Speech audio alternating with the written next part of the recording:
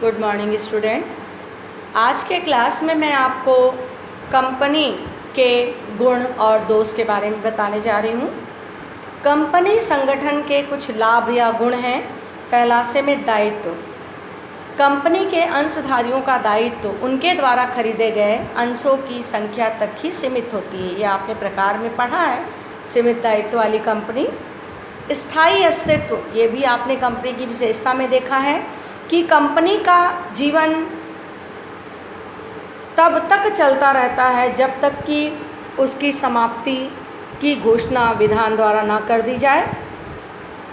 साझेदारी में ऐसा होता है कि किसी की मृत्यु, पागलपन करने या दिवालिया होने से साझेदारी समाप्त हो सकती है, लेकिन कंपनी का अस्तित्व स्थायी होता है।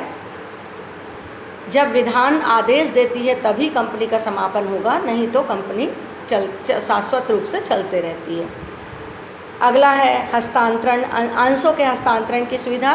कंपनी का सबसे बड़ा लाभ ये है कि इसमें अंशधारी अपने अंशों का स्वेच्छापूर्वक किसी को भी हस्तांतरण कर सकते हैं। बड़े पैमाने के उत्पाद को प्रोत्साहन। कंपनी जो है वो अपनी थोड़ी थोड़ी राशि के अंश बेचकर बड़ी बड़ी राशि इकट्ठा करती है पूंजी के रूप में, और वो एकत्रित पूंजी को किसी बड़े उत्पाद कार्य में लगाती है, और जो भी उससे लाभ होता है वो अंशधारियों को लाभांश के रूप में वितरित करती है। वैधानिक व्यक्ति, वास्तव में कंपनी विधान द्वारा निर्मित एक कृत्रिम व्यक्ति है जो कि एक जीवित व्यक्ति की तरह कार्य करती है सार मुद्रा के माध्यम से। उसी प्रकार से जो है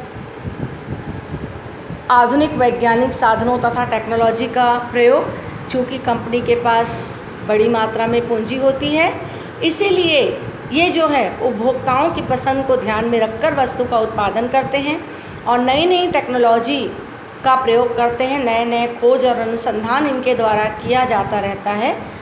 इस तरीके से बड़े पैमाने पर ये लोग उत्पादन का कार्य करते हैं। इसके अलावा और भी दिया हुआ है सस्ता उत्पादन। बड़े पैमाने पर उत्पादन होने के कारण इनकी जो वस्तु की प्रति इकाई लागत आती है वो बहुत ही कम आती है। तो ये हमने देखा कंपनी के गुण या लाभ। अब हम देखें कंपनी के दोष या हानियाँ। जहाँ एक और कंपनी के गुण या लाभ है, वहीं एक और इसके दोष भी हैं।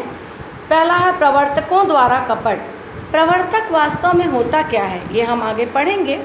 प्रवर्तक वह व्यक्ति होता है जो कि कंपनी को जन्म देते हुए उसे एक कृत्रिम व्यक्ति का रूप प्रदान करता है। तो कभी कभी ये देखा जाता है कि कंपनी के प्रवर्तक जो कि बड़े बड़े पूंजीपति होते हैं, कंपनी की स्थापना करने का प्रायः उद्देश्य प्रायः भविष्य में पूर्ण रूप से कंपनी पर अपना आधिपत्य जमाने और स्वार्थ सिद्ध करने की कोशिश करते हैं। वे प्रारंभ में अपने लोगों को संचालक के पद पर नियुक्त कर देते हैं, और जैसे ही कंपनी सुचारू रूप से व्यापार करने लगती है, प्रवर्तक शीघ्र ही प्रबंध संचालक बन जाते हैं और इस प्रकार स्थिति का लाभ उठाते हैं और लोगों का शोषण करते हैं। दूसरा जो दोष है वो है अंशधारी कंपनी के प्रबंध में हिस्सा नहीं लेते। कंपनी का दूसरा महत्वपूर्ण दोष ये है कि जो अंशधारी होते हैं वो कंपनी के किसी भी जो सभाएं होती हैं उनमें इनका कोई इंटरफेयर नहीं होता। अंशधारी का प्रत्यक्ष कोई अधिकार नहीं होता। जबकि कंपनी को सब कार्य वेतनभोगी कर्मचारी, कंपनी के सारे कार्य वेतनभोगी कर्मचारी ही करते हैं। वे व्यावसायिक हितों में अंशधारी के समान रुचि नहीं लेते। तो इस तरीके से व्यक्तिगत रूप से अंशधारी इसमें भाग ना लेने के कारण जो है इनको जो लाभ मिलना चाहिए वह नहीं मिल पाता और इनका शोषण होता है। और भी बहुत से दोष हैं, जैसे कि पार्षद सीमा नियम द्वारा सीमित क्षेत्र। कंपनी में हम आगे पढ़ेंगे कि कंपनी दो महत्वपूर्ण प्रलेख तैयार करती है, पार्षद सीमा नियम और पार्षद अंतर नियम। तो कंपनी के अधिकार, कर्तव्य, उद्देश्य पार्षद सीमा नियम द्वारा जो है निश्चित होते हैं। वैधानिक व्यक्ति होने के कारण कंपनी अपने पार्षद सीमा नियम का उल्लंघन नहीं कर सकती, और एकाकी व्यापार और साझेदारी के जैसे ये अपनी इच्छा के अनुसार कोई भी कार्य नहीं करती। ये इसका दोष है। अगला है निर्माण में जटिलता। कंपनी के निर्माण में कानूनी औपचारिकताओं को पूरा करना पड़ता है, जिससे कि काफ़ी समय लगता है और खर्च भी आता है। इसके विपरीत एकाकी व्यापार में ये परेशानी देखने को नहीं आती।